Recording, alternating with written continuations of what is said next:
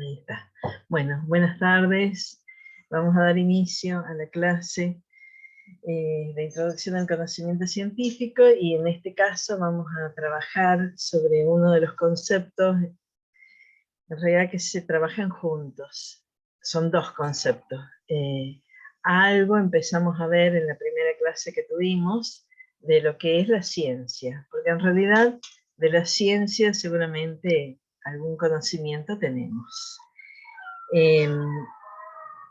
Y ahora vamos a ver otro concepto que es importante en esta materia, que es el de epistemología. Ese concepto tal vez sí, algunos sepamos y otros no tanto, a qué nos referimos cuando hablamos de epistemología. De todos modos, lo que vamos a ver... ¿Cómo estás, Silvana? Hola, ¿cómo andan todos? Buenas tardes, ¿cómo les va?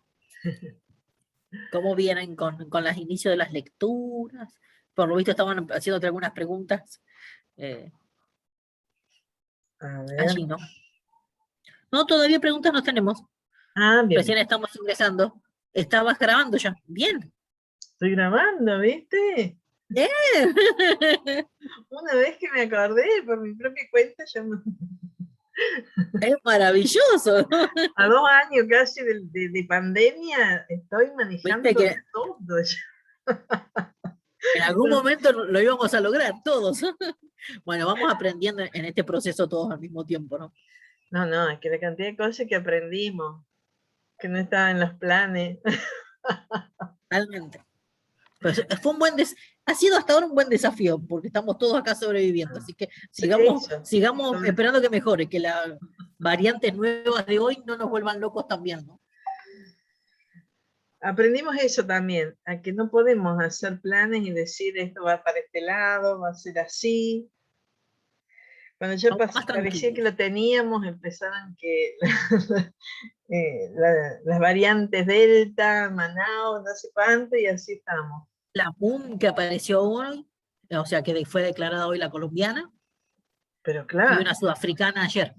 Ah, no, ¿viste? 2 nuevas. Bueno, así que estamos felices, diríamos, en términos generales.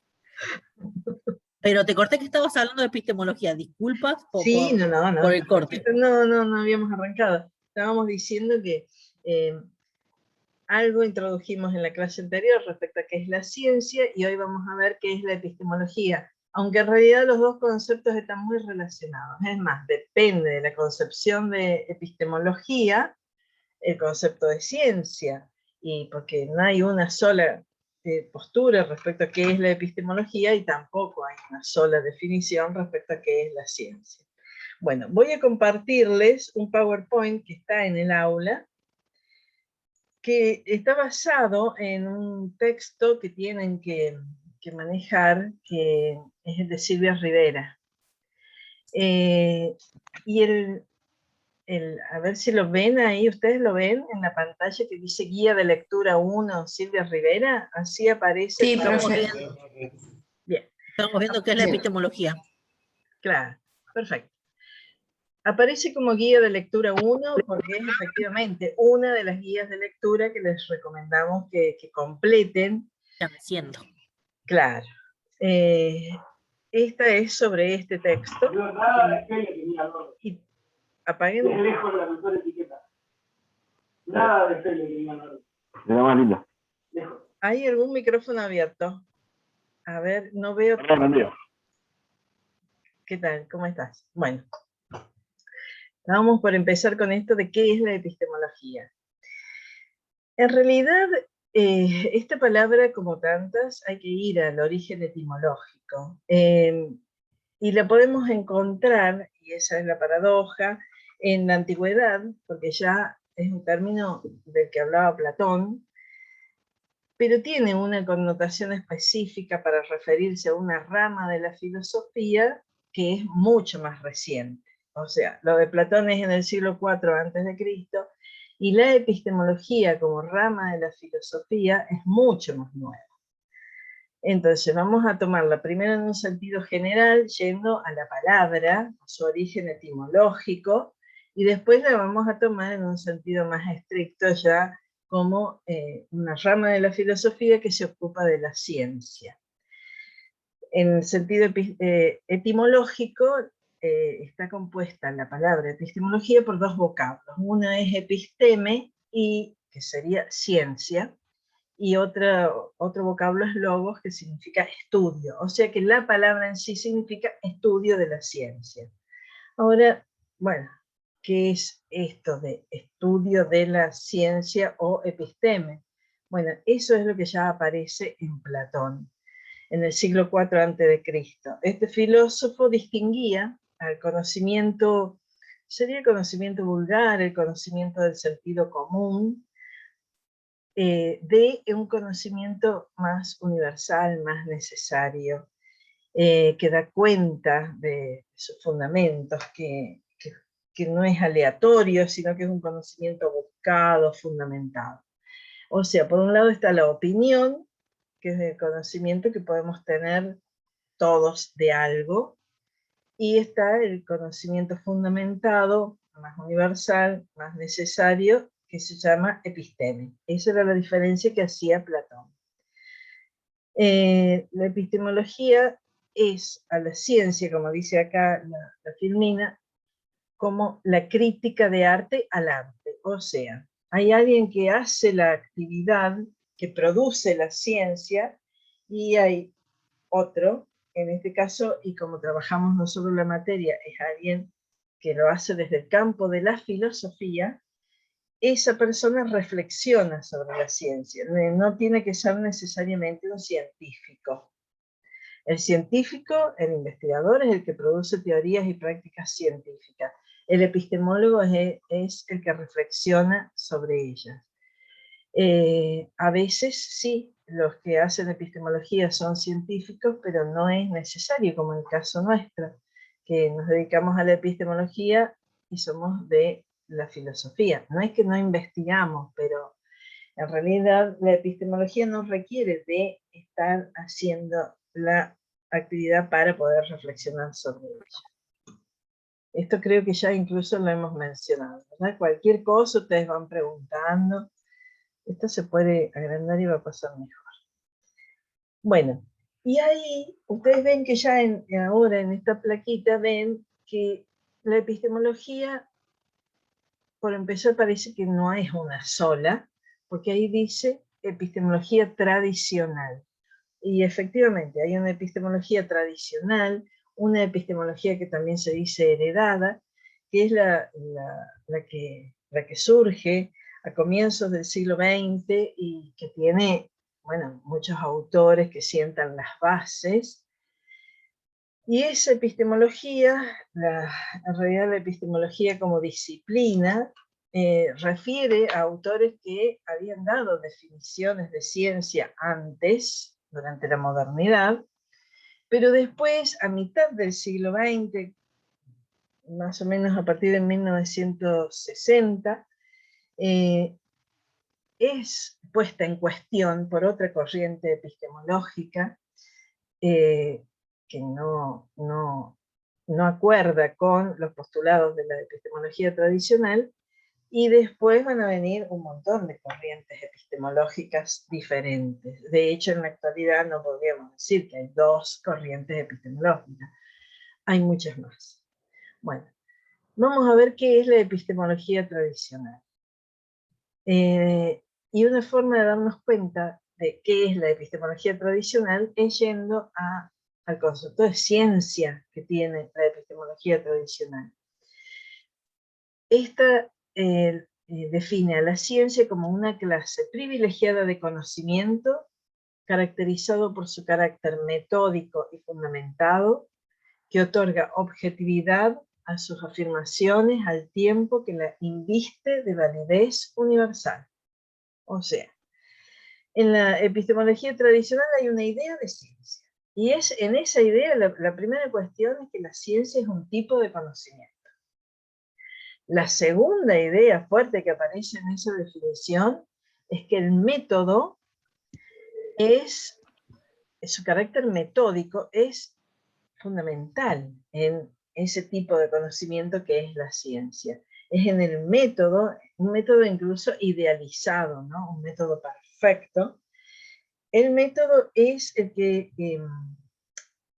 es el que le da esa garantía a la investigación científica. Incluso el método es independiente de quien lo utilice, es independiente de las prácticas y las circunstancias históricas en las que se está trabajando. O sea, el método prescribe una serie de reglas. Los investigadores tienen que seguir esas reglas, esos pasos. Y si no lo hacen bien, ahí está el problema, no en el método. Si algo falla, no es que esté el problema en el método, sino en cómo se aplica ese método. Y hay otra cosa que ya salió en la primera clase, que en esa concepción de ciencia hay una identificación entre verdad y método. O sea que hay una idea de que la ciencia es un tipo de conocimiento superior a los otros, porque no solo hay una distinción, sino que hay una jerarquización. De todos los conocimientos que tenemos los seres humanos, el científico es el mejor. ¿Por qué? Porque tiene un método. El método, para empezar, es uno, ¿no? Y el método ese garantiza acercarnos ¿a qué? A la verdad. O sea, es una definición muy ambiciosa de ciencia, difícil de sostener. Podemos hacer hipótesis respecto a, desde lo que sepamos en este momento, podemos hacer hipótesis respecto a que puede fallar la investigación científica, puede cometer errores. Los errores a veces no son solo una cuestión de cómo se aplicó el método, y además podemos sospechar que es difícil que haya un solo método para investigar. Y también es cuestionable que la ciencia sea un tipo de conocimiento superior a todo otro, al punto de, bueno, de hacer lo que hicieron los que pertenecían a esta primera corriente, sobre todo a los primeros autores que tenían como un optimismo, un entusiasmo muy grande. Bueno, podemos pensar que la ciencia no es el único tipo de conocimiento y tampoco es necesario desechar a todos los otros. O sea, podemos pensar que todos los conocimientos tienen un valor, aunque haya algunos en los que confiamos más. Díganme si hay algún cuestionamiento a esto, si no seguimos.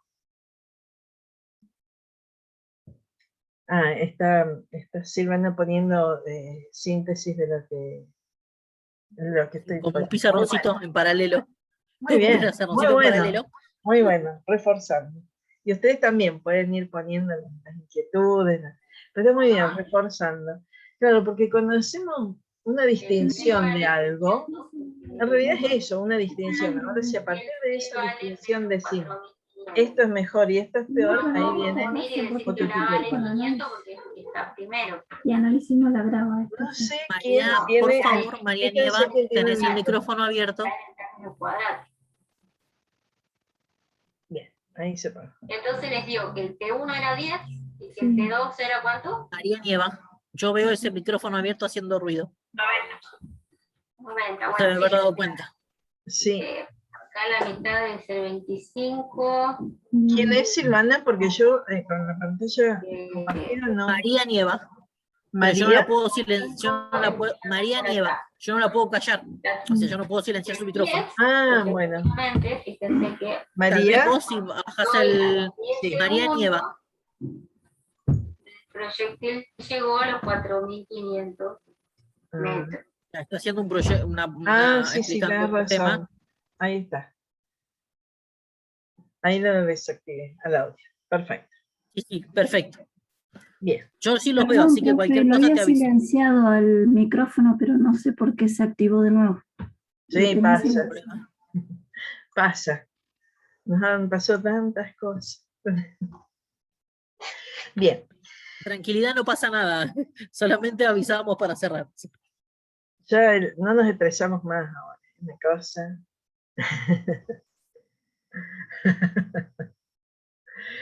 Bueno, entonces, ese método es, en definitiva, la clave para entender la diferencia entre las ciencias y otras formas de conocimiento, sobre todo, por ejemplo, el saber de las artes, de las humanidades y del sentido común.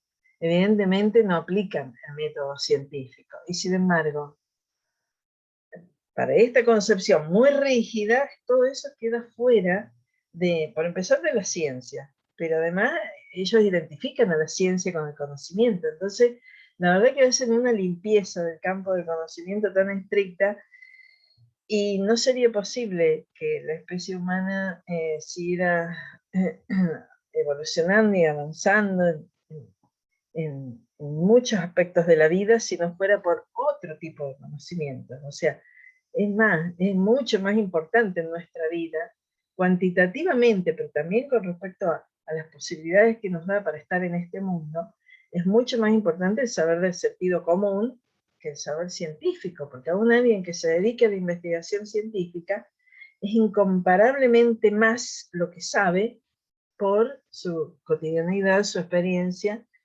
por lo que hereda de una tradición, por el sentido común, por la interacción con otros seres humanos, que lo que sabe con calidad de científico, ¿no? Bueno, el conocimiento que se pretende científico va más allá de lo subjetivo y su validez es universal. Esa es una gran aspiración de esta primera concepción de la ciencia, llegar a un saber que no tenga ninguna incidencia, en el que no tenga ninguna incidencia lo subjetivo, que valga universalmente. A su vez, otro requisito es que ese conocimiento que produce la investigación científica pueda ser corroborado por todas las personas. ¿Todas las personas? ¿Todas? ¿Nosotros también? No, todas las personas que han sido educadas en la teoría y la práctica que modela la producción y validación de los enunciados de la ciencia. O sea, todas las personas que tengan formación científica y en un determinado campo disciplinar. Los demás, los legos, los que no sabemos, quedaríamos afuera. Eso es también una cuestión muy característica de esta primera concepción de la ciencia. Es un saber, pero de los expertos, no es un saber que tengamos en general los seres humanos. Bueno. Esta concepción de la ciencia es la propia, la que vimos hasta ahora, ¿no?, de la epistemología tradicional. También la vamos a ver como concepción heredada, porque es la epistemología que heredamos, es lo que viene junto con la ciencia moderna, viene esta idea de la ciencia. Pero como les anticipaba, a mediados del siglo XX empiezan a entrar en crisis muchas de estas afirmaciones. Y surgen epistemologías críticas, muy críticas a la concepción tradicional. Esas epistemologías prefieren hablar de saberes en lugar de ciencia. Hablan de tradiciones de conocimientos acuñados a lo largo de generaciones. O sea, el campo del conocimiento no está cerrado, como estaba en la concepción tradicional, a cierto tipo de ciencias, no, en la concepción epistemológica posterior a 1960, de ahí en más, el campo del saber es mucho más amplio que el que consideraban los anteriores, y a su vez también la epistemología va a tener un trabajo mucho más grande, va a abarcar a muchos más aspectos que lo que hacía la epistemología tradicional. En estas epistemologías tampoco va a haber un solo método. El método científico no es tal, hay métodos y todos valen por igual. Tampoco se van a ocupar solo de cómo se aplica el método científico para producir teorías. Estas concepciones van a decir, no, la epistemología se ocupa de otras cosas. Por ejemplo, de tomar en cuenta el contexto histórico o social en el que se produce el conocimiento. Y van a hacerse extensivos los estudios epistemológicos a cuestiones sociales, éticas, políticas. O sea, la epistemología tiene mucho más trabajo que el que le asignaban los que pertenecen a la concepción tradicional. Tampoco hay una idea de verdad única. Eso por empezar, hubo como una retirada de las posturas epistemológicas en general en cuanto a decir que la ciencia llegaba a la verdad. ¿Por qué? Porque la propia historia de la ciencia va indicando que en la ciencia hay errores, que la ciencia todo el tiempo está cambiando, o sea, hay cambio teórico. Entonces, ¿cómo podría ser que hayamos llegado a la verdad y después nos damos cuenta de que en realidad eso por lo menos era un aspecto de la cosa, pero faltaba mucho más? La ciencia es un conocimiento, como salió en la primera clase, provisorio, que se va ampliando, va creciendo. Entonces, no hay una idea de haber llegado a la verdad. Hay una comprobación fuerte, empírica, en la mayoría de los casos, y provisoria de algo que se sostiene, sí, como verdadero, porque, bueno, tenemos que apostar a que ese conocimiento es válido para poder operar y transformar la realidad con él. Pero eso no significa que podamos creernos que ya tenemos una verdad definitiva, irrefutable, etcétera, etcétera. La verdad de la ciencia, en todo caso, es provisoria. A su vez, para estas epistemologías, la implicación de la ética en cualquier actividad científica y la ciencia es importantísima. La ciencia es una manera de transformar la realidad. Entonces, esa transformación puede tener secuelas, consecuencias para los seres humanos. Por lo tanto, hay una implicación de la ética en la actividad científica y en el producto de esa actividad que es la ciencia. Para los que pertenecían a la epistemología tradicional, esto no era un problema de la epistemología. Para estas epistemologías, que, bueno, hay varias, nosotras en este curso solo presentamos como epistemología tradicional al positivismo, y como epistemología crítica al positivismo presentamos el giro historicista, pero la verdad que no se agotó ahí. Hubo mucho desarrollo epistemológico. Es más, hay epistemologías feministas y epistemologías del sur. Hay muchas corrientes epistemológicas y lo que podríamos hacer es agruparlas como las epistemologías post-positivistas, porque después de la crítica al positivismo surgieron muchas y tienen en común eso, que no aceptan la concepción de ciencia y de epistemología que sustentaba el positivismo. Bueno, ustedes díganme si quieren que vuelva a algo, si algo no se entendió, porque si no, yo como veo, solo la veo a Silvana en el cuadradito. Bueno, cuando les mencionaba al comienzo que la epistemología tradicional en realidad es reciente, o sea, si miramos a lo largo de la historia de la cultura occidental, la verdad que es muy reciente. Pero tiene antecedentes. De hecho, tiene antecedentes en el siglo XIX, y de ahí viene uno de los nombres que se le da a esta forma de concebir la ciencia. En el siglo XIX hay un autor muy importante que se llama Augusto Comte. ¿Por qué es muy importante? Porque en realidad es el autor que se puso a hacer todo un trabajo sobre la validez del conocimiento. Él estaba buscando encontrar un conocimiento que fuera confiable, completamente confiable.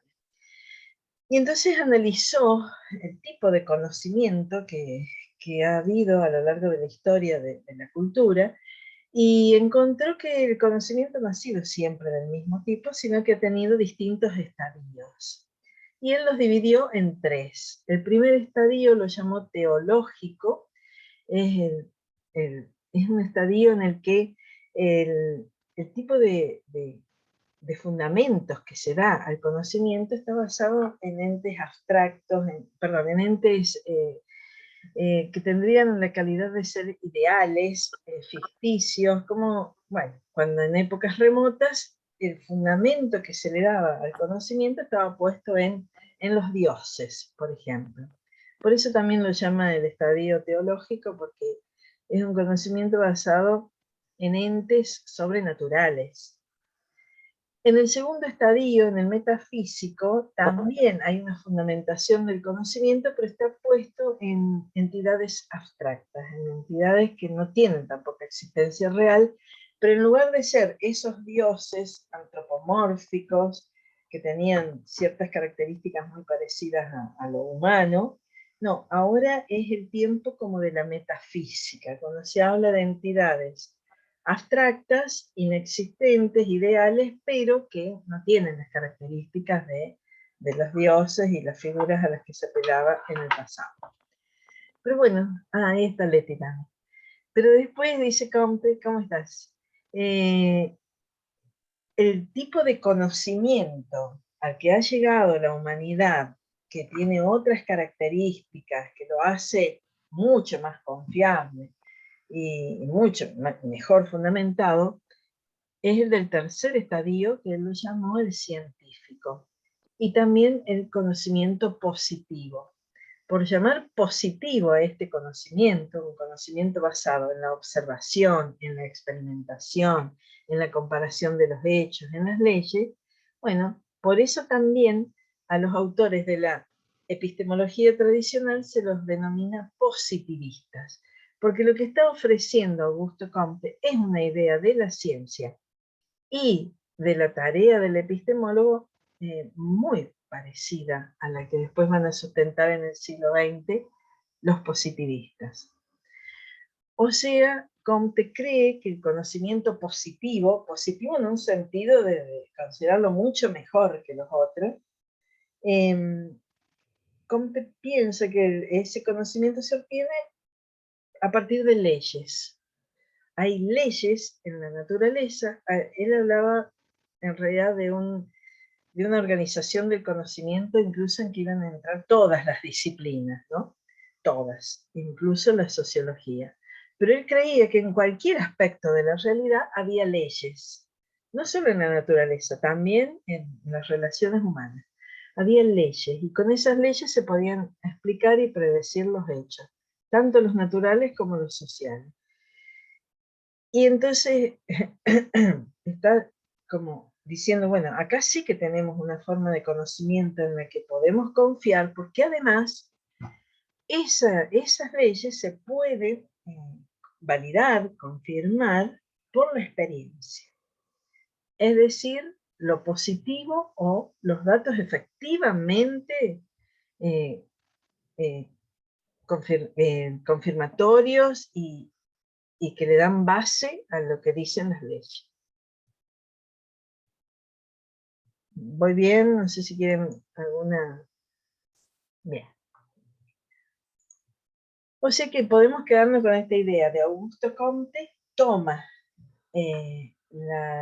la epistemología tradicional, muchos postulados, muchos. Efectivamente, para la epistemología tradicional, el conocimiento positivo es el científico. Está por encima de todos los otros. Bueno, ya en el siglo XX, esas ideas de Augusto Comte se combinan con una idea que tuvo mucha fuerza, y es la de encontrarle el lenguaje apropiado a la ciencia, la manera de expresar de manera precisa, inequívoca, el avance del conocimiento científico. Y muchos autores pensaron en las 2 primeras décadas del siglo XX que ese lenguaje era lógico, o de la lógica formal, y matemático. Entonces, en el siglo XX el positivismo sigue creyendo en que hay que encontrar las leyes que gobiernan los fenómenos, tanto naturales como sociales, hay que confirmar, validar esas leyes mediante experimentos, yendo a los datos que aporta la experiencia, pero además creen que hay que traducir esas leyes a un lenguaje lógico, formal y matemático. Esa es la gran apuesta de los epistemólogos del siglo XX, sobre todo de toda la primera mitad del siglo XX. a esa concepción epistemológica se le llama positivismo lógico, por lo que heredó de Comte y porque le incorpora con un gran, le da mucha importancia al razonamiento lógico.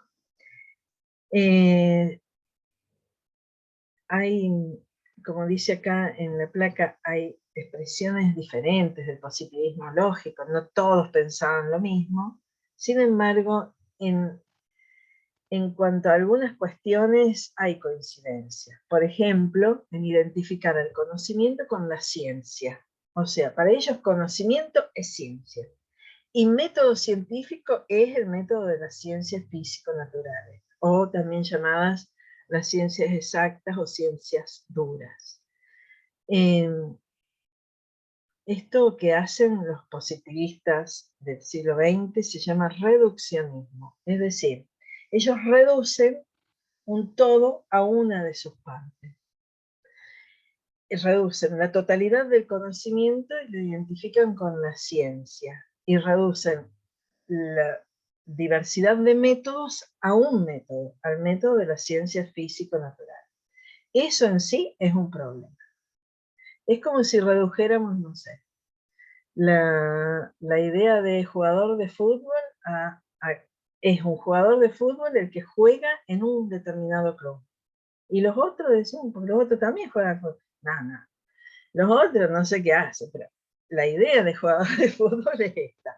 Es un reduccionismo muy grande, tiene costos. Ellos dejan fuera de la consideración a formas de conocimiento que son fundamentales y a métodos que también son válidos, pero para ellos no, porque los métodos hasta que no sean iguales al método de las ciencias físico-naturales no tienen el rigor científico que tienen que tener.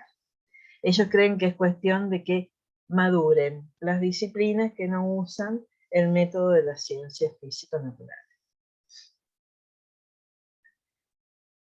Bueno, y entonces, esta es otra pregunta que no lo he hecho, pero ustedes arriba tienen una pregunta que es la que aparece en la guía. Y yo, como tenía ahí todos los cuadritos, no la miré.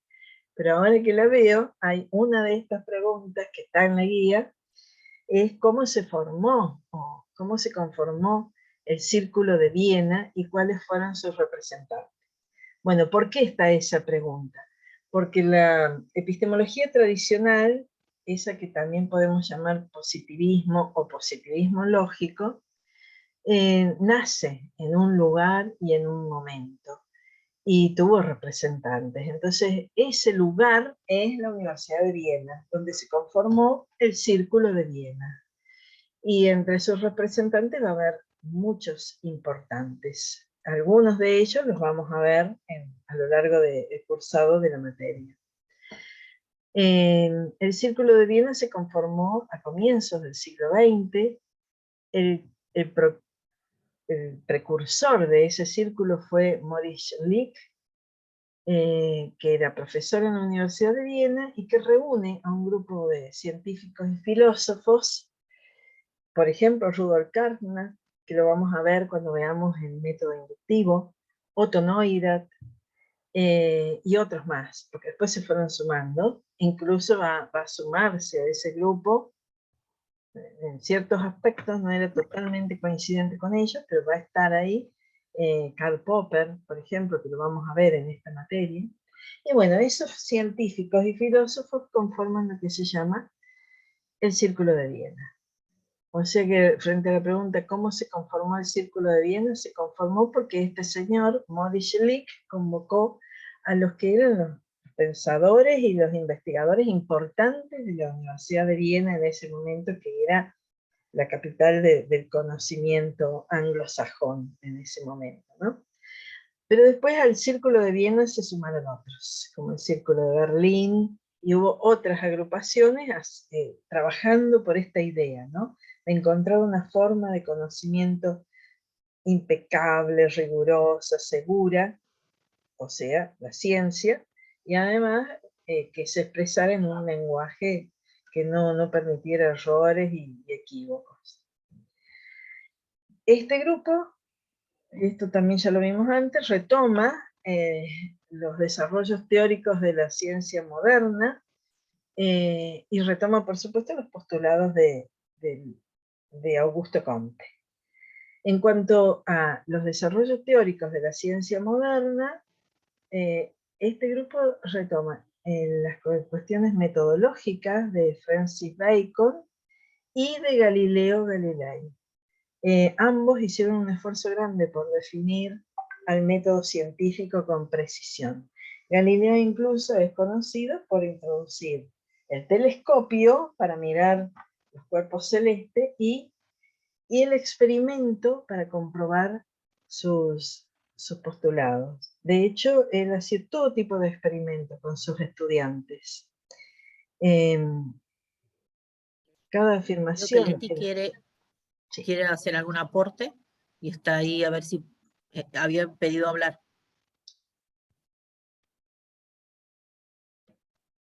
¿No se escucha, Leti? No, ¿no se escucha, Leti? A ver si le das volumen al micrófono de tu máquina, ahí seguramente puedes escucharse mejor.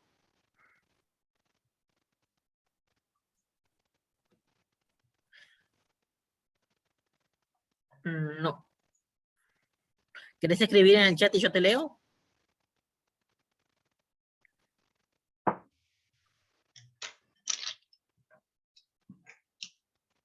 No, se ve que no puede. Debes estar con la máquina nueva, ¿no? Seguro, seguro. No pasa nada, probá. Nos faltó eso. En el volumen nuevo, porque a mí me pasó el otro día que yo tenía el volumen de mi máquina abajo y entonces se escuchaba muy bajo. Me Pero se parece desconectó. que el Se cayó. sonido de su máquina, viste que ella cuando se conecta con la otra máquina no tiene problemas, y con esta sí. No, está perfecto, cuando hace con la nueva estamos complicados. Claro. Se ve que esa máquina tiene algo con el sonido, seguramente, porque no puede ser que no, desde hace tiempo que genera el mismo problema. Claro. Tal vez ingresa ahora en un Sería minutito. bueno que lo escribiera en el chat. Recién se cayó, seguramente va a intentar entrar por la otra máquina. Debe estar entrando con la otra máquina. Bueno, sigo y después volvemos, cuando ella entre. Yo me imagino que iba a querer decir algo sobre el círculo de Viena y la lógica. Claro. Bueno. En realidad, al círculo de Viena, al lenguaje científico, al método científico, le vamos a dedicar una buena parte del cursado de la materia, porque es toda la unidad 2. Bueno, y entonces acá en la guía, ustedes también tienen una pregunta respecto a por qué Thomas Kuhn es el autor que cambia completamente la mirada sobre la ciencia, por lo menos. Chicas, ¿ahí me escuchan? Ay, sí, ahora sí. ¿Sí? Pero Sí, yo ustedes no. A eso no ¿Ahí me sabía. Se te escuchan? escucha perfecto, Leti. Impecable. Ahora cerraste tu micrófono. A ver, ahí. Está cerrado tu micrófono, Leti. Antes se escuchaba bárbaro. Ahí tenemos casi todo, micrófono y cara. ¿Ahora Perfecto. me escuchan? Divina. Bueno, pero yo no a ustedes, tengo un problemón ahí. Pero bueno, yo cuando escuchaba hablando de las epistemologías positivistas, estaba pensando en la Argentina, en los epistemólogos positivistas de Argentina, y que nosotros también vemos en la cruzada, y como el gran exponente a Klimovsky. En eso estaba como pensando en ese momento, y la institucionalización de la cátedra de epistemología. Con Marvel Klein se comienza a crear la cátedra de epistemología, que después en las universidades argentinas se toma fuertemente, y bueno, y algunos profes que han asumido esa visión positivista, ¿no? Que es Klimovsky, en el caso que nosotros lo llevamos muy, Bunge también, que pone acá a Silvana, y nada, era como referirme a eso nada más. Y también por ahí pensaba en ese momento qué definición de epistemología veníamos desarrollando, ¿no? Como en ese sentido que habla León Olivet cuando dice que la epistemología es la ciencia de la ciencia, ¿no? Y esta idea que hay una epistemología positivista y bueno, y estas otras, ¿no? No sé si se escucha bien. ¿Sí? Ahora voy a tratar de escucharlo a ustedes. Ahora tendría que darse el otro perfecto. milagro. En estos términos me pareció un concepto precioso pensar en la epistemología, que el otro día estaba trabajando con el de Jaramillo, que dice que epistemología es el pensar ecológico. Claro, bueno.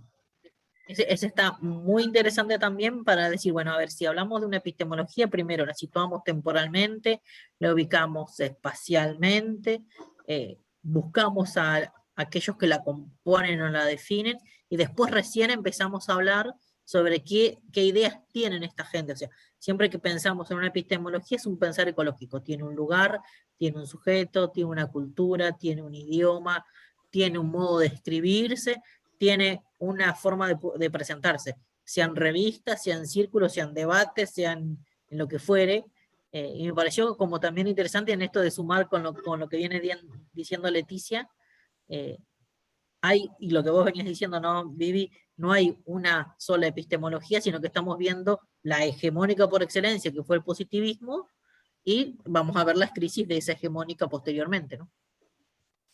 Sí, solamente también ese datito como para agregar un poquito más a la charla y que Vivi pueda tomar agua en el medio e intentar tomarse un café.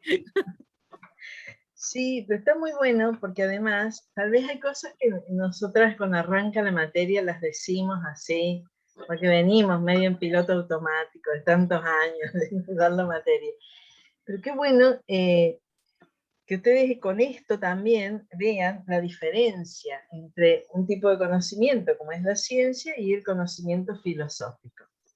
En filosofía, las tres que estamos como profes de esta cátedra somos de filosofía. En filosofía no hay una única manera de interpretar o de sostener qué es tal cosa. En nada. No hay consenso respecto a cuestiones éticas, estéticas y tampoco epistemológicas. En filosofía siempre hay, algunos dicen, perspectivas diferentes. Cada una tiene un fundamento y un desarrollo. Pero claro, hay que situarlo en el tiempo, quién es el autor, por qué dice eso, qué marca respecto a los otros autores. La filosofía no tiene un problema en eso, en que haya positivistas y antipositivistas. Así como hay, no sé, en aspectos de la política, hay marxistas y hay liberales, por ejemplo, que son muy distintos. No hay problema en eso. La filosofía es una forma de conocimiento también válida y no requiere de eso que exigían los positivistas para la epistemología. Como rama de la filosofía no podría la epistemología ser una sola. Ellos querían que fuera, es más, querían que la filosofía fuera científica, porque si no, no. Querían que se dedicara a algunas cosas de las que hace la filosofía. También había reduccionismo en eso. Y bueno, ustedes a partir de esto vayan tomando en cuenta de que dejar afuera del conocimiento a lo que no es conocimiento científico es grave, es muy fuerte, es dejar afuera, por ejemplo, todo el campo de la filosofía, que es fundamental, pero también a todo el conocimiento que tiene otro origen, se obtiene de otra manera, se valida de otra manera y es fundamental para nuestras vidas. No obstante, esto que sostenían los positivistas no se pudo sostener mucho en el tiempo. A partir de 1962, en que este autor, Thomas Kuhn, publica La estructura de las revoluciones científicas, empiezan a cambiar muchas cuestiones respecto a qué es la ciencia, cómo estudiamos la ciencia. Thomas Kuhn va a decir, bueno, la verdad es que estudiar a la ciencia como lo que produce, o sea, a partir de las teorías, es como conocer algo por una foto. Es como que dijéramos, bueno, sí, yo conozco Río de Janeiro. Ah, qué bien, ¿cuándo estuviste? No, entré, googleé y miré un montón de fotos. Ah, bueno, sí, es una manera de conocer, pero es eso. Es muy distinto si vamos a Río de Janeiro, andamos por distintos lugares y claro, no lo vamos a conocer todo, pero vamos a tener otro tipo de conocimiento. Entonces, lo primero que dice, mirar a la ciencia por la estructura lógica de las teorías, es mirar una foto. Y en realidad la ciencia hay que mirarla en los lugares que se la hace, o sea, en las prácticas científicas, y a su vez mirar la historia de la ciencia, porque en la historia de la ciencia van apareciendo las cosas que los científicos hacen y las que no hacen, porque si el método es tan perfecto, que, como se pretendía, ¿no?, que no lo puede aplicar bien nadie, entonces quiere decir que hay algo ahí, y los científicos siguen haciendo ciencia, aunque no tengan ese método único y perfecto. Y a su vez Thomas... Sí. Por ahí es interesante retomar en este momento el concepto de epistemología que vamos desarrollando. Porque en realidad una cosa, unas definiciones de epistemología como la de Mardones, que la epistemología es la ciencia de la ciencia y se ocupa del método científico para legitimar el conocimiento científico. Entonces esta epistemología dice lo que va a ser la ciencia es normativa. Claro. Esencialmente prescribe lo que tienen que hacer los científicos. Y acá, en la dimensión en la que estamos empezando a girar con Kuhn, esta idea de hablamos de una filosofía de la ciencia que se ocupa de los problemas filosóficos de la ciencia, que se ocupa de las prácticas científicas. Entonces, bueno, esta idea de no es la foto, o sea, no es tan lógico formal, sino es una visión descriptiva, historicista, no prescriptiva, normativa. Claro. ¿No? Sí, totalmente. Como que ahí, inclusive cuando estabas charlando, pensaba en la diferencia que hacíamos entre epistemología y nociología, ¿no? Que también esta idea que es el interior de una mirada filosófica de la ciencia, que la filosofía tiene diferentes áreas, ¿no? Hablaste de la ética, de la estética, de la metafísica, fuiste nombrando por ahí, y digo, bueno, también la nociología como teoría del conocimiento general, porque al desarrollo de la materia hacemos bastantes análisis en relación a esta cuestión del conocimiento, análisis nociológicos también, ¿no? Sí, tal cual. Sí, como ¿Podrás repetir una parte? ¿Podrás volver a repetir lo que dijiste recién? Porque dos chicas, Mérida y Miriam, piden que vuelvas porque no se escuchó lo que estabas diciendo que estaba bueno. A raíz de lo que venimos desarrollando, quería retomar la reflexión epistemológica. ¿Qué es la epistemología según una visión positivista o como en la década del 60 con una nueva visión? ¿Y de qué se ocupa? Y bueno, retomaba el texto de Mardones, que nosotros trabajamos con Vivi hace años en la cátedra, donde decíamos, bueno, la epistemología es la ciencia de la ciencia que establece un método científico y que le dice a los científicos cuáles son las reglas, lo que hay que hacer.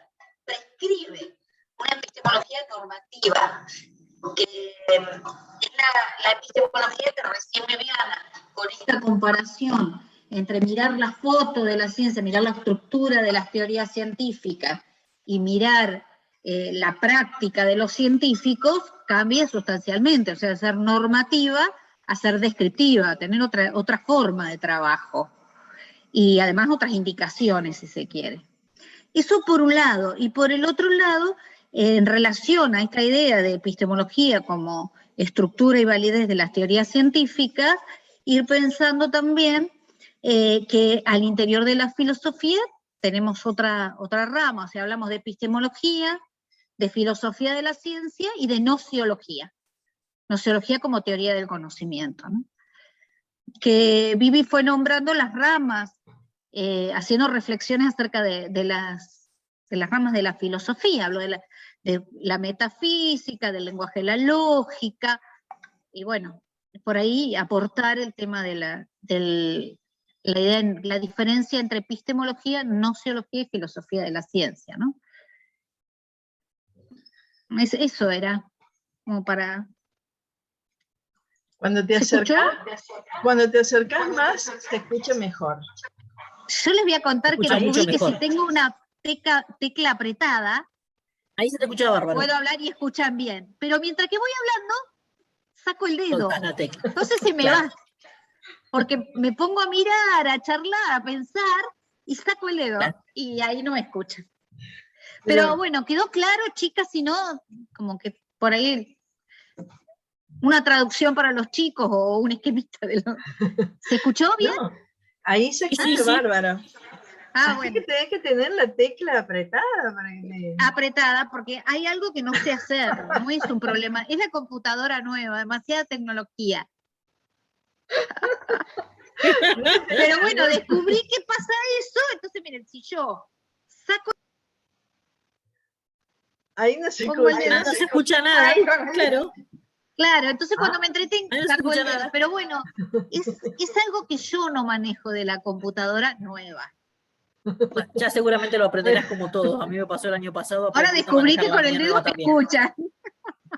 Bueno, ya sabemos cómo resolverlo. Eso es un montón. Sí. Eso es En este momento sí. ¿Hay 10 mensajes de los chicos o vos les fuiste contestando? Yo contesté 2 mensajes, fui haciendo una síntesis y recién comenté lo que vos escribías de Mardone, que era lo que los chicos no habían escuchado bien. Hice como una pequeña síntesis de lo que decías para los que tenían problemas en la escucha. Y ahora todos pusieron, ahora se escucha bien, entonces está bueno. O sea, todos, por lo menos las 3 damas que habían planteado, María, Ariana y Miriam, que eran las que planteaban problemas de micrófono. Ustedes no se preocupen, yo siempre voy mirando el chat y por si alguno tiene problemas en el aula, que no tenga, que no pueda entrar al Zoom. Así que esa es como mi tarea de vigilancia epistémica. ¿Qué vigilar? El conocimiento no, que sigan el chat. La verdad es que voy a aprovechar la citación de Leti, muy rara, para reforzar la idea de cómo pensaban el método científico los positivistas. En el caso de ella, una compu nueva, que no anda el sonido, ¿a quién le echamos la culpa? A ella. Decimos, algo no está usando bien, porque la compu nueva no puede fallar. La que falla es la persona que usa la compu. Bueno, así pensaban los positivistas. El método científico no solo era prescriptivo, como decía Leti, indicaba qué pasos seguir, sino que además era perfecto. Y si no se llegaba al resultado, era porque no se lo había usado bien.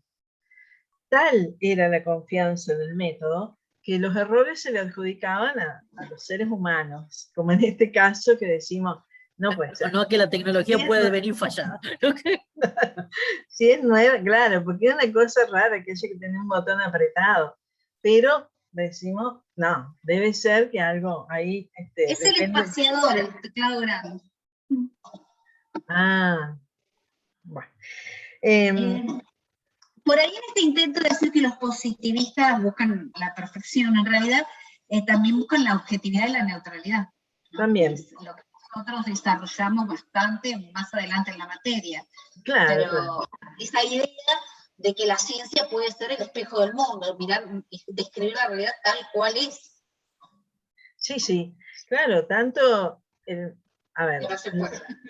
el positivismo pretende una ciencia en la que no intervengan nada las características subjetivas de quien hace la ciencia. O sea, tanto en la investigación como en todos los métodos, ese es otro problema. Ellos consideraban que tenían que tener método, tanto para obtener los conocimientos nuevos, como para demostrar que esos conocimientos eran válidos. Ellos hablan de distintos contextos en la investigación científica. El contexto en el que se hace la investigación y por el cual se llega a la formulación de la hipótesis, y a su vez el contexto en el que se justifica, se fundamenta, se se demuestra que eso es válido. En los dos casos hablan de método. Bueno, esto también es un tema, porque hay disciplinas como las sociales, todas las ciencias sociales, en que no hay tal distinción. Durante la investigación se van dando juntas la obtención de conocimientos y la validación.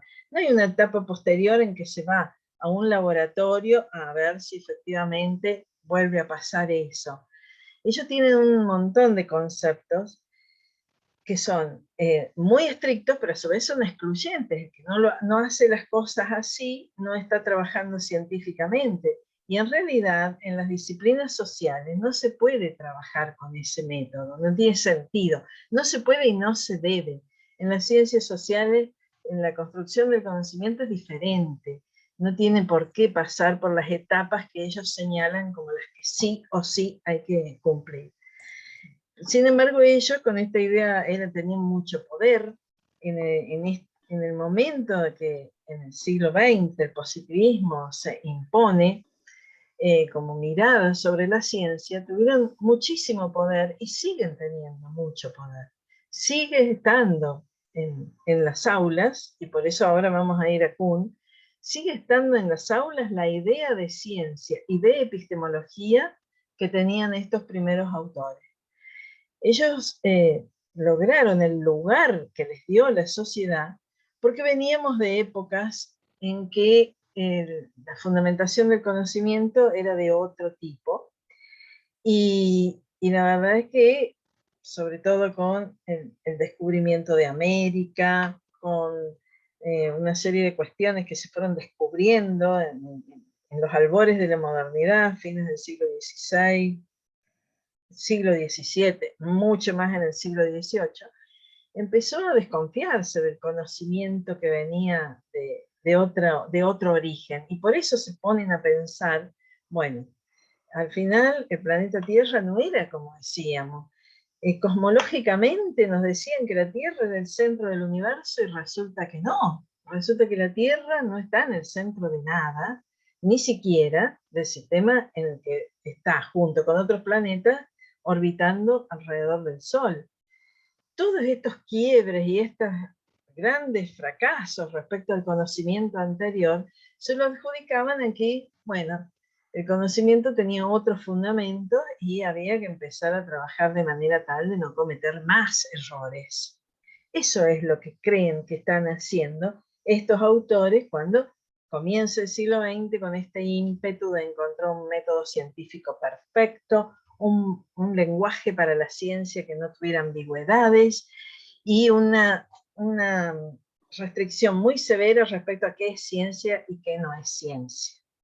Ellos establecían criterios de demarcación. Esto es científico y esto no.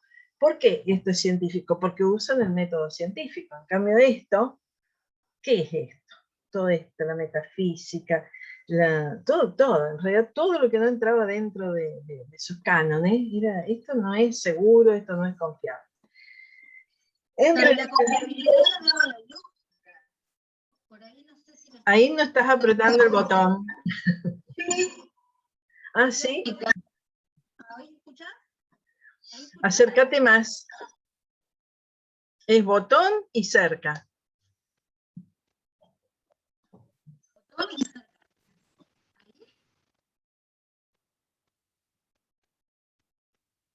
cerca. Ahora está cortado, ahí.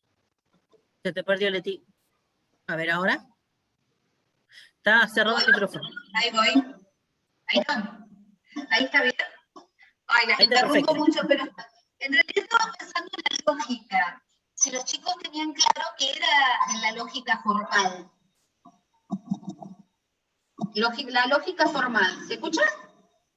Ahora es mucho mejor. No despresiones el dedo, por favor. A ver, la idea es que mencionamos mucho la lógica como instancia de legitimación de la estructura de la teoría, como lógica formal. Entonces ir pensando que si los chicos tenían idea de qué aportaba la lógica con la construcción de sus sistemas axiomáticos, porque al construir la lógica matemática, pensemos sistemas, se podría trabajar con esos sistemas y había una economía de pensamiento, claro, y era una construcción de un lenguaje netamente objetivo, ¿no? Una estructura, la lógica formal daba lugar, ¿no?, a construir estos sistemas que, trabajando en el sistema, no necesitamos ir a toda la experiencia y a todo lo ambiguo del mundo. Entonces uno, manejando con el sistema, podría llegar a construir un conocimiento objetivo, de síntesis, que permite además explicar toda la realidad, con el mismo, donde se aplica el mismo sistema y funciona. Entonces una estructura lógica, bueno, es genial, digamos, en ese sentido. Claro, eso es clave lo que dijiste, Leti. La lógica, a ver, los seres humanos todos razonamos, podemos hacer razonamientos, o sea, pasar de algunos conocimientos que tenemos a una nueva conclusión, producir conocimiento en una conclusión siguiendo ciertas reglas. Lo hacemos porque somos seres racionales y razonamos desde muy pequeños. Por ejemplo, así un ejemplo primero, todos los hombres son mortales, Juan es mortal, eso me permite concluir que Juan es ¿qué? Todos los hombres son mortales, y yo sé que Juan, no, perdón, que Juan es hombre. ¿Qué sé? Juan es un hombre, por ende Juan es mortal. Juan es mortal, eso es un razonamiento. Ahora, algunos razonamientos tienen problemas, porque la lógica de lo que se ocupa es de encontrar las reglas para el buen razonamiento. Esas reglas van a definir si un razonamiento es válido o no es válido. De eso se ocupa la lógica. La lógica se convierte en una gran herramienta de cálculo respecto a cómo razonar correctamente. Al igual que las matemáticas simplifican todo el tema de las dimensiones y las medidas y las traduce a números, la lógica también reduce a fórmulas lógicas a los razonamientos. Y dirime rápidamente si esa forma es válida o no es válida. Claro que es un aparato poderoso y significativo para que avance la ciencia. Por eso los positivistas de comienzo del siglo XX la suman a esta idea de que la ciencia, por empezar, tiene que tener datos observables, concretos, medibles, cuantificables. Si no es medible, cuantificable, observable, si no se puede comprobar empíricamente de ninguna forma, entonces estamos hablando de algo que no sabemos qué es. Hablamos de duendes, de fantasmas, sí, pero ¿dónde están? ¿Cómo podemos comprobar que hay duendes en este momento acá en mi escritorio? No podríamos, no hay forma de comprobar que existen. Ojalá, pero parece que no. No sé, no lo sabemos, no sabemos si hay o no hay. En cambio, decir que hay una fibra naranja, es decir, o es hablar de algo que sí podemos saber si es naranja o no es naranja, si está o no está. Entonces ellos decían, eso es importante por un lado, pero por otro lado, para producir conocimiento tenemos que tener un razonamiento basado en reglas y no errarle en eso. Y por eso toman a la lógica como gran herramienta, y a su vez, ellos hasta soñaban con un lenguaje prácticamente lógico-matemático, porque cuando usamos las palabras, los seres humanos provocamos equívocos con el lenguaje, y ellos querían tener un lenguaje científico que no tuviera fisuras, que no tuviera errores, que no tuviera libres interpretaciones. Y bueno, ese fue el gran deseo de los epistemólogos de las primeras décadas del siglo XX. Ahora, ¿con qué nos encontramos? Con que el precio era altísimo, porque se descartó como válido mucho conocimiento, que también es importante, obtenido de otra manera. Y sobre todo se cambió la idea original de lo que ese conocimiento que ellos pusieron tan arriba, tan superior, la ciencia se achicó muchísimo, porque dejaban fuera del conocimiento científico todo lo que no se podía obtener con el único método y traducir a fórmulas y cálculos. Bien, y entonces, ¿qué vamos a hacer? Vamos a tener que revisar esto que dicen los positivistas. Y eso lo hicieron autores que venían de la misma línea. Incluso Thomas Kuhn es un físico no es un filósofo.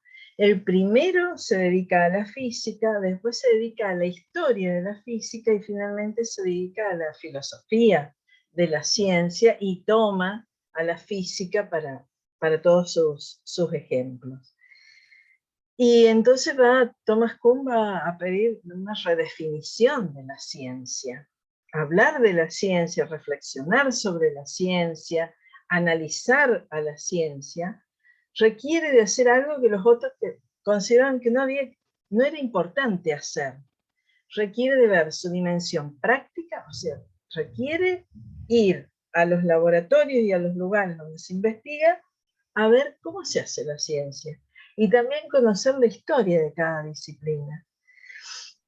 Ese estudio de la ciencia se hace en diferentes espacios o contextos institucionales, porque la ciencia, esa es otra cosa que los anteriores, no le daban importancia. La ciencia se produce en instituciones muy diferentes.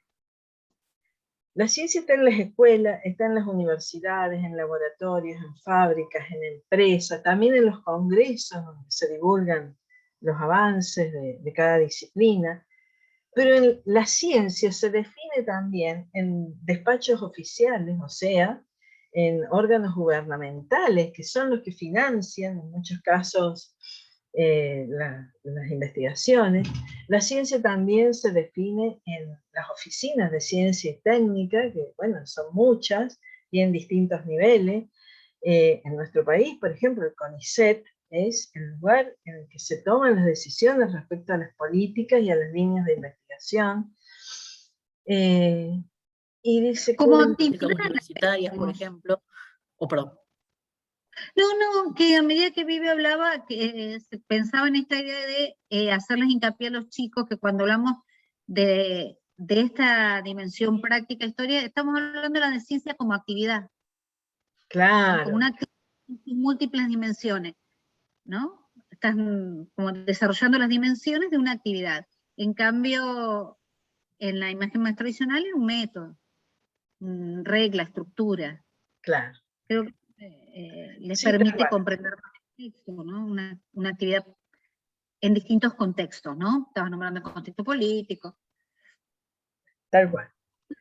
Entonces, ¿cómo la epistemología, desde esta perspectiva, cómo la epistemología se va a ocupar solo de las teorías? La epistemología se tiene que ocupar de todos estos espacios o contextos en los que se produce la ciencia, en cómo se la divulga, cómo se la enseña, y ahí es donde Kuhn dice esto que es a lo que apunta la pregunta. La ciencia comienza en las aulas. Ahí empieza la ciencia. La formación científica se da en contexto de aulas, en lugares donde se transmite el conocimiento científico. Y en ese contexto se enseña lo que es la ciencia de manera tal que la podamos entender a la manera de la epistemología tradicional o a la manera de las epistemologías postempiristas. Y sinceramente lo que vemos todo el tiempo es que todavía en las aulas se sigue enseñando la ciencia, primero, como que no tuviera historia, o sea, la mayoría de las materias que tenemos nos las enseñan como que siempre se ha dicho esto, es lo que está en el libro de texto, que es de reciente publicación, pero no se enseña de dónde viene eso, la cantidad de rupturas, de quiebres, de debates, de batallas campales que ha habido para que este sea el conocimiento que hoy se enseña en las aulas. Las disciplinas no tienen historia.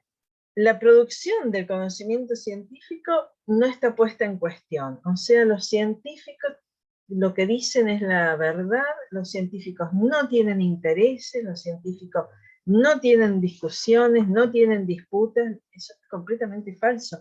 No podemos imaginarnos nada de lo humano que sea así, puro, casto, limpio y sin ningún tipo de discusión. Toda relación no parental es una relación política. O sea, claro. Todo lo que no nos relaciona a través de sangre, que hace, o que presupone que el vínculo está sostenido en el afecto, las otras relaciones, incluyendo el conocimiento, es una relación política. Claro. Y sacando esa idea de la relación política, que no es la política en términos de mala política, sino de gestionar vínculos, gestionar relaciones, generar instituciones, constituir campos de conflicto, luchas por el poder. O sea, en ese sentido la epistemología tampoco está ajena, o las epistemologías tampoco están ajenas a estas dimensiones, pero está buenísimo esta idea de pensar que la primera imagen, o la imagen más tradicional, plantea la epistemología como aquella que analiza la ciencia, y a la ciencia como el saber por excelencia, un saber aséptico, un saber absolutamente neutral, un saber sumamente práctico que no interfiere en la vida más que para mejorarla, más que para generar bienestar, y las dimensiones epistemológicas post-60, donde la lógica es que la ciencia juega en los campos económicos, políticos, de poder, de creencias, de tradiciones, incluso de violencias, que de las que antes ni siquiera se las nombraba porque era un saber superior y que el saber estaba garantizado para generar este bienestar, donde ahí hay la gran metáfora también del positivismo, ¿no? ¿Para qué se hace ciencia? Para el bienestar general. Entonces, con esa misma lógica, podemos aplicar cualquier conocimiento, pues se supone que tarde o temprano va a generar bienestar. Y a veces se está generando políticas de horror. Claro, tal cual. Bueno, en realidad, por lo que veníamos viendo, básicamente, en las aulas, lo que estamos viendo al día de hoy todavía es una epistemología que ya ha sido muy cuestionada. Una concepción de ciencia y una mirada sobre la ciencia que no tienen en cuenta nada de esto que decía Silvana, nada de esto. Nos enseñan química sin la historia de la química y como que, bueno, es una verdad porque está ahí en el libro, no sabemos cómo se llegó a esto. Y la química, la verdad, es que ha tenido verdaderas batallas campales en su corpus teórico, grandes disputas. Entonces, para alguien como Kuhn, que dice, no podemos hablar de la ciencia sin ir a su historia y a lo que implica la práctica científica, bueno, hay que ampliar la epistemología, hay que ampliar la mirada sobre la ciencia para entenderla. Y la epistemología básicamente hay que ampliarla a lo ético y a lo político que está detrás de la producción de conocimiento científico. La comunidad científica sostiene su poder porque en los tiempos actuales la comunidad científica tiene mucho poder en la sociedad. Ese poder lo sostiene, entre otras cosas, sobre la base del apoyo y la confianza, muchas veces acrítica, que recibe de los ciudadanos. O sea, la mayoría de los ciudadanos quedamos fuera de todo planteamiento, de toda discusión, de todo cuestionamiento. Entonces el poder de la comunidad epistémica es absoluto, porque quedamos afuera.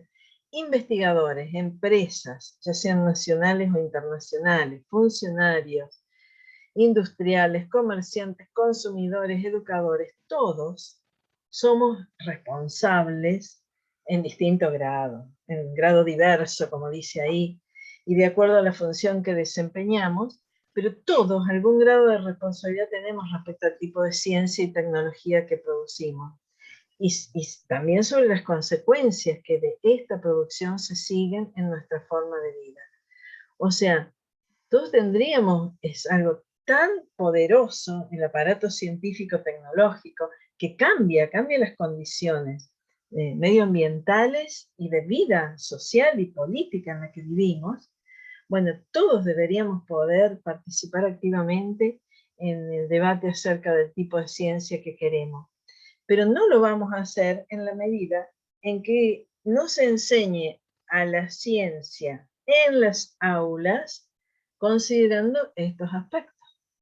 O sea, hemos dejado en manos de expertos todas las decisiones, porque la ciencia se sigue enseñando como algo que no se cuestiona, que es intocable, y entonces lo que vamos a ver en estos autores muy críticos de la concepción tradicional es que en realidad la ciencia vino en la modernidad a desplazar un tipo de conocimiento como era el religioso, que era dogmático, que era incuestionable, que la verdad solo la tenían los representantes de la iglesia que eran los transmisores de esas verdades.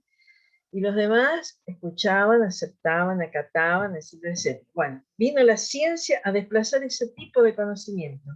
Y la ciencia se vuelve a convertir en un conocimiento que no se puede cuestionar, que no se puede poner en dudas, o sea, es la nueva religión de nuestra cultura.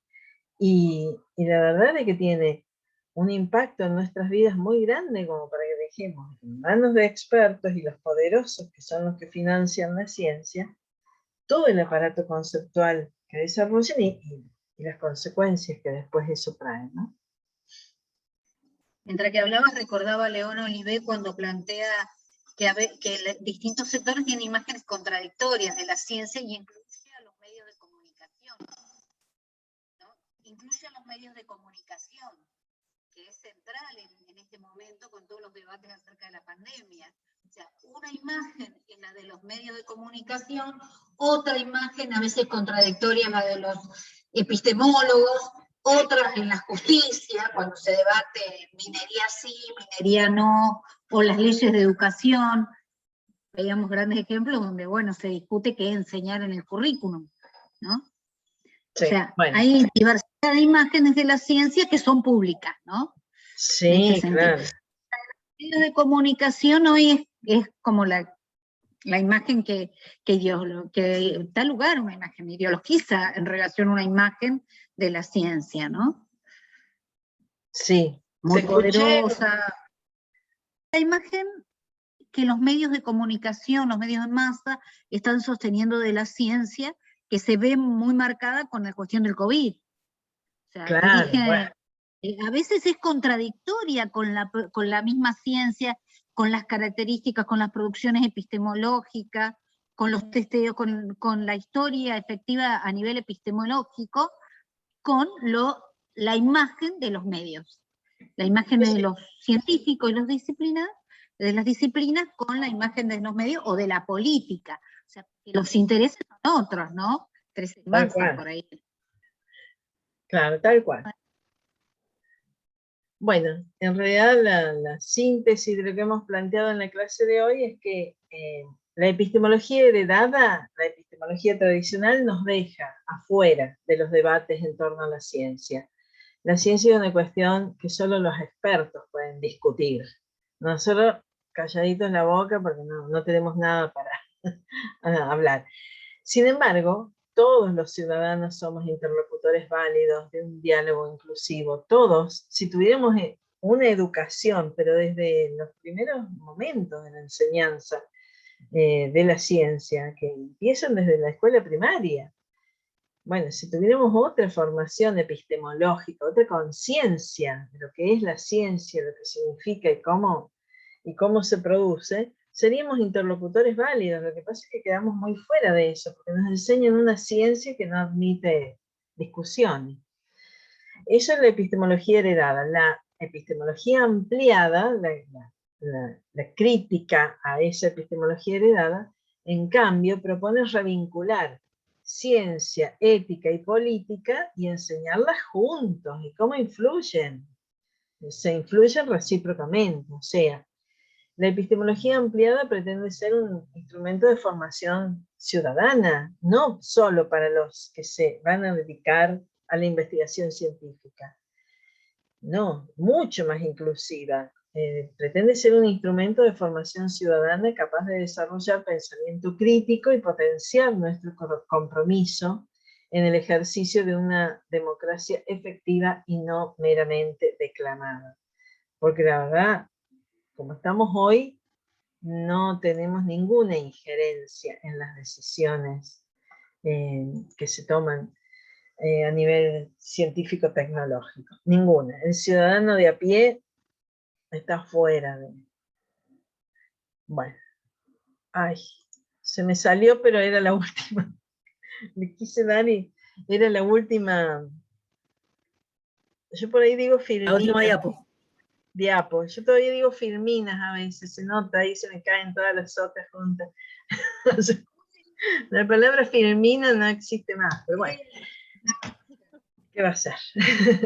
Bueno, no sé si quieren comentar algo, si quieren, si les quedó algo para agregar o algo que no quedó claro. En la clase de hoy lo que vimos es eso, es que no hay una sola concepción epistemológica, hay una muy fuerte, con gran predicamento todavía en las aulas, que es la concepción heredada, es la manera en que se entiende la ciencia y cómo se la enseña. Y todavía sigue siendo repositivista. Y hay otra que ya lleva más de 60 años, que es una que pone en cuestión a esta, y la amplía, y la hace como una, como una mirada que tendríamos que tener todos los ciudadanos sobre la ciencia, para que no vamos a discutir cómo se hizo, no sé, la etapa 3 de la Sputnik 5 en el laboratorio de Calamella, cómo lo hicieron el procedimiento, pero sí podemos discutir otras cosas los ciudadanos. Por ejemplo, mucho, ¿no? Mucho podemos discutir en qué prioridad se le da a las investigaciones que tienen que ver con la salud, con la medicina, respecto a las investigaciones que se hacen sobre armamento, sobre otro tipo de cosas, que evidentemente importan a intereses específicos, no de la comunidad, de la sociedad. Bueno, hasta aquí. El acceso a las vacunas, la discusión sobre el manejo de las políticas de distribución, todas esas cuestiones que hacen también a cómo estas otras epistemologías, si los lobbies científicos juegan o no juegan con presionar a estados, no presionar a estados, hacer campañas, y que no tiene que ver con pensar la Argentina únicamente, porque si no parece que estamos pensando un gobierno, estamos hablando de la ciencia como escenario que se juega en el mundo, no se juega solamente en un territorio. Hay territorios más hegemónicos en términos epistemológicos, sí, vamos a tener bloques epistémicos, o sea, lo puso en Berlín, lo puso en Austria, lo puso en Inglaterra, en un momento Leti para hablar de esta epistemología tradicional, después se fue quebrando a medida que se fue trasladando otros centros en disputa, porque también entre las universidades hay disputa por quienes manejan estos discursos epistémicos. Leti hizo la bajada argentina de quiénes son los argentinos que son positivistas, o sea, pensemos que esta discusión nos atañe a todos, aunque parezca absolutamente ajena a uno, decir, ¿qué me interesa a mí el método si yo voy a hacer tal cosa? Cuando en realidad lo que nos estamos pensando es qué pasa con los científicos, qué nos pasa en la ciencia, y cómo en ese pensar estamos inmiscuidos como sociedad. Según el lugar que le demos, también es el lugar que asignamos a los campos de saber. O sea, si no tiene financiamiento tampoco funciona. O que solo se financia sobre otras cosas. Si se financia sobre la guerra y no se financia sobre la salud. Si se financia sobre la destrucción del medio ambiente y no se financia sobre la gestión de los recursos ecológicos. Entonces vos decís, bueno, si se financia la educación pública para todos, o si la educación pública sigue siendo, en muchos países, principalmente en Latinoamérica, un elemento de marginalidad social. O sea, si hay algo con el que distinguen y marginan es el acceso a los sistemas educativos. Entonces saben que una condición mínima de distinción y marginalidad es, retomando la lógica de las aulas, no es accedes al aula o a las escuelas que podés pagar, o a los institutos que podés pagar, y la imagen de si lo público o no público existe, esto de una universidad pública. Estamos en una universidad pública que no todos los países tienen la ventaja, con todo lo que podamos criticar de nuestras universidades públicas, en términos presupuestarios, en términos de edilicio, en términos de un montón de cosas. O sea, ¿hay 20.000 cosas que se pueden mejorar? Sí, seguro. Ahora, el tener el sistema universitario público es completamente diferente a pensar que tenés que sacar un crédito que vas a pagar después de 30 años para hacer una carrera que por ahí no terminás. Entonces, o que ni siquiera lo podés pensar, porque no podés ni siquiera catalogar el crédito porque no tenés un bien para embargar. Para que tengas un crédito tenés que tener algo para embargar, básicamente. Sí. Entonces no tenés que embargar porque tenés un sueldo, o tu familia no puede hacer eso, y estás afuera del sistema educativo. Sí, sí. En realidad lo de la gratuidad y el nivel de las universidades públicas que tiene nuestro país es excepcional. Nosotros que criticamos todo, en realidad una de las cosas que tenemos, yo no soy tan crítica de nuestro país, yo valoro muchísimas cosas, pero bueno, hay como un ideario de que acá todo está mal. Bueno, No no. funciona mal, por eso lo digo. Claro, una de las cuestiones que tenemos así como muy extraordinarias es la cantidad y el nivel de nuestras universidades públicas, que es excepcional. Lo comprobamos en la Conferencia Regional de Educación Superior que se hizo en el 2018 en Córdoba. Se hace cada 10 años y en el 2018 se hizo en Córdoba por la reforma, porque se conmemoraba el aniversario de la reforma universitaria. Y había representantes de universidades de toda Latinoamérica y el Caribe. Yo estaba asustada, no queda casi la posibilidad de la educación gratuita y pública de nivel universitario en el resto de los países de Latinoamérica. Y en algunos lo que hay es minúsculo.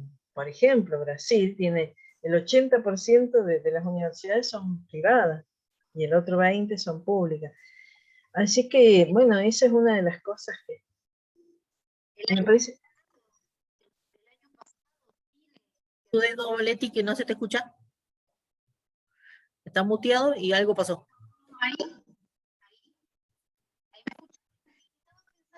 Bueno, se te volvió a perder.